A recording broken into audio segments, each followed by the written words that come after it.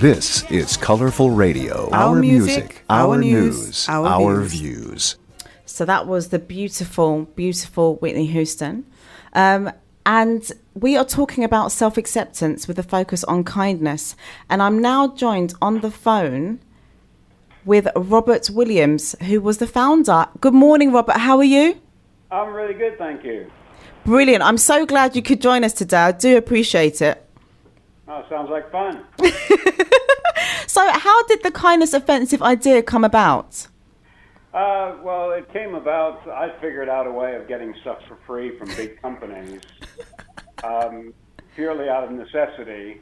And I've had a moral ethic involved, and I couldn't tell a lie. And I created a little game out of it, really, so that tell everyone the truth, get them involved in the excitement of the whole event, and hopefully they would send what I needed. Brilliant. And the lads who formed the Kindness Offensive around this asked me to show them how this was done, and I gave them a bit of a demonstration one day. And to finish off the demonstration, I gave them a phone book and said, pick a number out of here, and they picked the number for a local pizza place. And I called up, and I spent about 10 minutes on the phone speaking to the people at the pizza place, following the instructions that I'd given them in an hour lesson before, and they sent a free pizza. And wow. It really blew their minds, and they started trying to get more free things, and it took them a little while to get caught up. And it'd be funny because I'd get a call from home and say, well, we're having a really hard time with this, how do we do it? Or sometimes I'd go over to their house and I'd sit on the sidelines and try and do hand signals to get them to get it right, because there is definitely a technique to it. And they decided, because they had all these things coming through the door. I remember a massage chair, fish tank, all kinds of different things that you wouldn't expect to have in the little cottage that they were in, to the point where they were having a hard time moving around in it. And they decided to see whether or not they could do something for other people, and whether there was anything to the idea that doing stuff for other people was in fact a good thing. So you know, went out on Hampstead Heath, and they just asked people, what could we do for you? Dressed up as a kindness offensive. They had the outfits, the helmets and the day glow jackets on to try and disarm people a little bit and not frighten them away. And I remember the idea was to do one of these things, and they had 18 people respond and asking questions, asking for things, and they decided to try and do the most difficult one first, and that was a birthday party for 11 children, and from a father who was having a difficult time that year putting a birthday party together. And after making a few calls, they got on to the Moscow State Circus, and the Moscow State Circus decided to give them the circus for the day. Wow. So they trained with the circus performers in the morning, the jugglers, the trapeze acts, the high wire with ropes on and falling into nets and all the rest of that sort of stuff. And then they had a special performance in the afternoon. And I think we all realized at that moment in time that we were on to something. Because the joy that was being shared from all those people and the excitement, I can still feel it now when I think about it. Oh, wow. Absolutely amazing. And we got addicted to it. We thought it was a lot of fun. We're able to actually give people something that they would like. And you see a smile on their face. And it's rare that you have that experience. Yeah. We're always taught in life that, we have to buy things and we shouldn't give things away. And this was something that was out of the ordinary, but extraordinarily beautiful. A really wonderful thing. So Robert, this is Rasheed Ogunlaru, life coach here. I was looking on your website earlier, and I loved it. I just love the essence of what the work that you're doing about. And I just want to ask you, so given that you realised that you could get everything from a free pizza through to that you could get, Moscow State Circus for this kid's birthday and so on, tell us, what is the aim of the project? Because I can see that there's magical things that you're doing. What is the aim? What is the objective here? I guess the objective of the Kindness Offensive is just to promote kindness, very much in the way that John Lennon promoted peace, and have fun doing it. A lot of times when you mention volunteering to someone, especially young people, they go, oh yeah, or they'll go and do it, but they'll feel like, well, I've really done something good today, but they don't really enjoy it. So I think our goal is to actually promote kindness as a fun thing to do. It's a bit of a sport.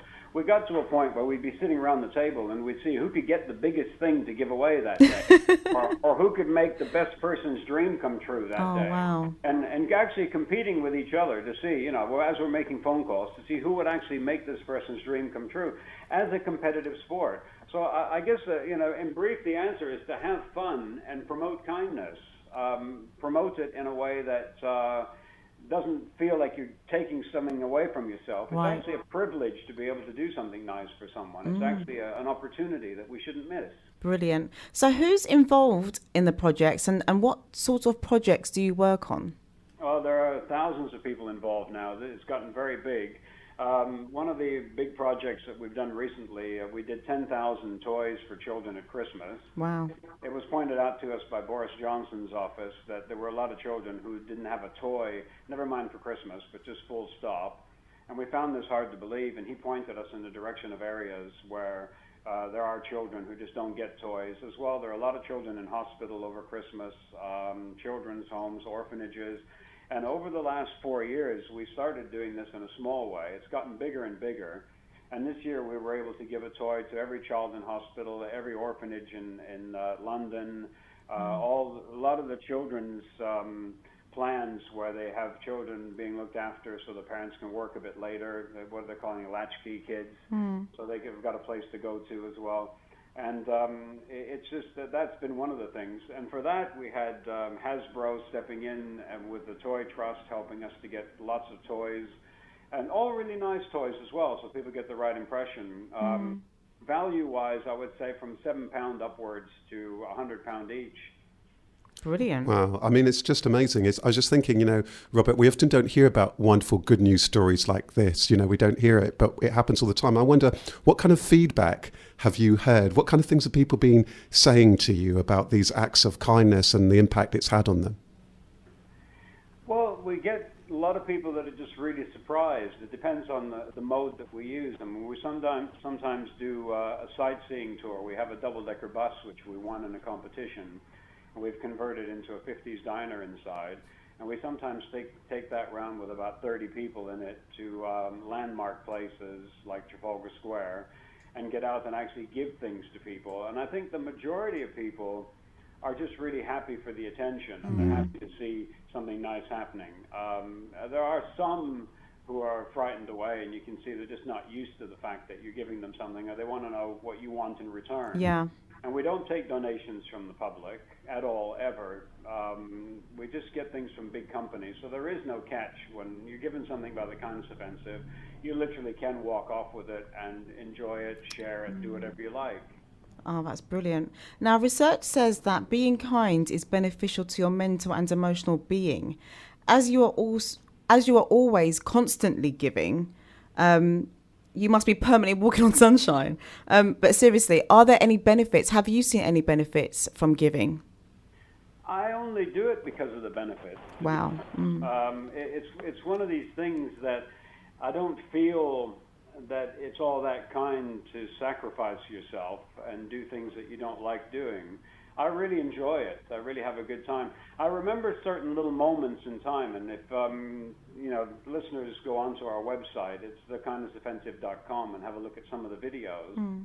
There are moments, like there's a moment you may find when you're leafing through them where I give a little pink guitar to a little girl in hospital. And we don't often get to see the children that get the toys because it's not the sort of thing that, we don't want to film them and all of that and embarrass them. So we have this stuff delivered, or we deliver it to their door, and the nurses at the door take it and they give it. And we tell the nurses to tell them that it's from them. And we don't often get to see it. But occasionally a hospital will set up a photo shoot for us. Wow. And they'll make it possible for us to actually speak to the children. And on a couple of occasions, it's just been the smile on a child's face that has just really made it. And you go home feeling like you're walking on sunshine. You do really feel, or wake up Christmas morning and you realize that there are 10,000 kids out there that are opening toys that you helped make possible. But we couldn't do it with all the volunteers and all the big companies and all the people that cooperate. And they see us with an idea and they make it a reality. They actually send 18-wheeler lorries full of toys. It's absolutely phenomenal to see. When it arrived, the first time it happened to us, it took 5 hours to unload because we didn't have any of the pump trucks or any of the stuff they have at the other end. And the guy was patiently waiting. And that was really good. So Robert, before you go, I want to ask a last question, and this is really important because there's magic that you've seen in the work that you're doing, which I so applaud you for doing. But there are those people who say you can't really make a huge impact on lots of the issues that really count, and you can't really make things happen. What do you say to those people who don't think that you can make an impact on your world or the wider world? What do you say to those people? Do you think it's possible? Well, I'd have them have a look at the Everyday Kindness Awards that we did. We actually set up scenarios where actors were pretending to have a difficult time going up some stairs with a heavy package, picking up papers that they dropped on the floor, attempting to find their way with a map and having a difficult time. And within a few minutes, people would actually come and help. And we would pop out from hiding places and sing for He's a Jolly Good Fellow. We'd give them a bottle of champagne and some flowers, and the gold medal that was made by the same people that made the Chinese Olympic medals, made in exactly the same style. And to answer your question, some of those people have got back to us.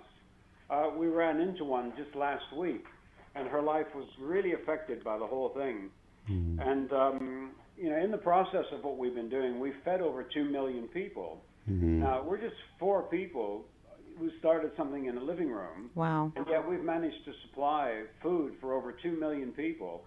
So that's a difference.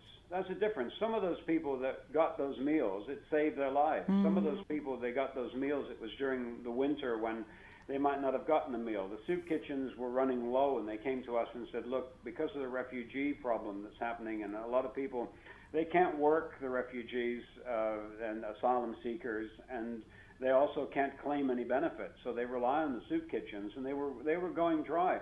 And we supplied 39 tons of food in one day.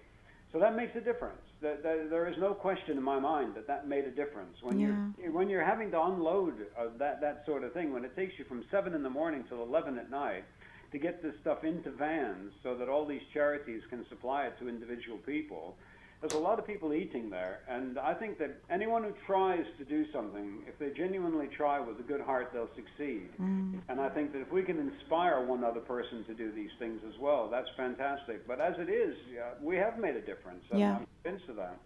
It's I'm actually blown away. I've just been aware that as you've been talking, I keep saying wow, because I'm actually blown away by just how much you guys have done, and the fact that it started with 4 people who just had an idea, and how it's just extended so much, touching so many people's lives and affecting people in so many positive ways.